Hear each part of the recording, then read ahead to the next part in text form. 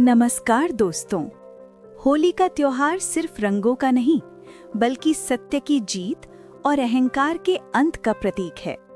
आज हम सुनेंगे होलिका दहन की पूरी पौराणिक कथा, एक ऐसी कहानी जो हमें सिखाती है कि बुराई चाहे कितनी भी शक्तिशाली क्यों ना हो, अंत में जीत हमेशा अच्छाई की होती है।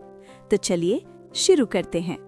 प्राचीन समय में दो शक्तिशाली असुर भाई थे, हिरण्याक्ष और हिरण्यकश्यप। जब भगवान विष्णु ने हिरण्याक्ष का वध किया, तब हिरण्यकश्यप क्रोध से भर गया। उसने ठान लिया कि वो विष्णु से बदला लेकर रहेगा।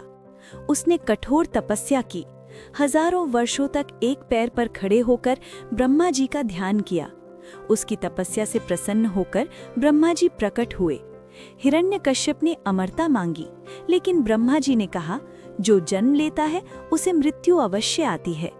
तब उसने चतुराई से वरदान मांगा, न दिन में मरूं न रात में, न घर के अंदर न बाहर, न धरती पर न आकाश में, न किसी मनुष्य से न किसी पशु से, न किसी अस्त्र से न शस्त्र से। ब्रह्मा जी ने वरदान दे दिया। वरदान मिलते ही हिरण्यकश्यप का अहंकार बढ़ गया। उसने स्वयं को भगवान घोषित कर दिया। राज्य में आदेश दिया गया कि कोई भी विष्णु की पूजा नहीं करेगा, केवल मेरी पूजा होगी। जो उसकी बात नहीं मानता उसे कठोर दंड दिया जाता। कुछ समय बाद हिरण्यकश्यप के घर एक पुत्र का जन्म हुआ, प्रहलाद। कहते हैं कि प्रहलाद जब अपनी माता के गर्भ में थे, तब उन्होंने नारद मुनि से भगवान विष्णु की भक्ति का ज्ञान सुना था। इसीलिए जन्म से ही उनका मन भगवान विष्णु की भक्ति में लगा रहता। वे हर समय ओम नमो नारायणाय का जाप करते। जब हिरण्यकश्यप को ये पता चला कि उसका पुत्र विष्णु का भक्त है, तो वो क्रोधित हो उठा। उसने प्रहलाद को समझाया, मैं ही भगवान हूँ, मेरी पूजा करो। लेकिन प्रहलाद ने शांत स्वर में कहा, पिताजी, सच्चे भगवान तो विष्णु हैं। ये सुनकर हिरण्यकश्यप आग बबूला हो गया।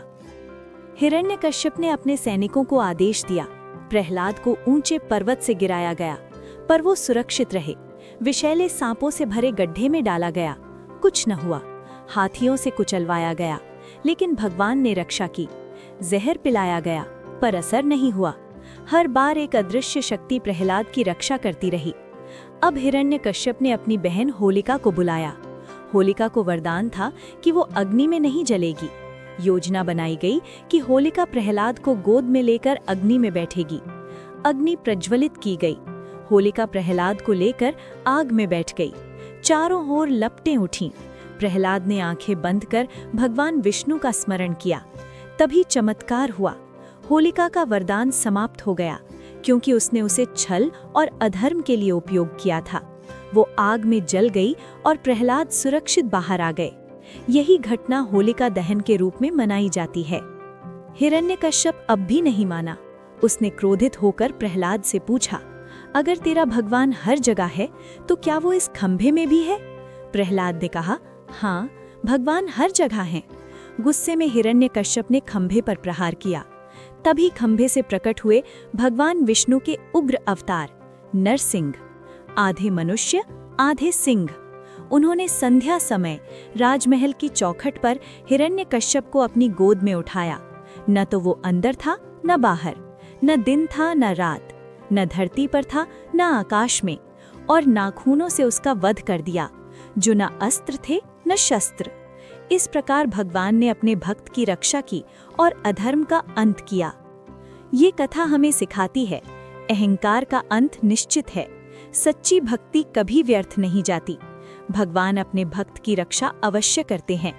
बुराई की आग में अंततः बुराई ही जलती है। आज भी होली से एक दिन पहले होलिका दहन किया जाता है, जो हमारे भीतर के क्रोध, अहंकार और ईर्ष्या को जलाने का प्रतीक है। अगर आपको ये विस्तृत कथा पसंद आई हो, तो वीडियो को लाइक करें, शेयर करें और चैनल को सब्सक्राइब जरूर करें। कमेंट में लिखें, सत्य की जीत हो। जय श्री नारायण। आप सभी को आने वाली होली की हार्दिक शुभकामनाएं।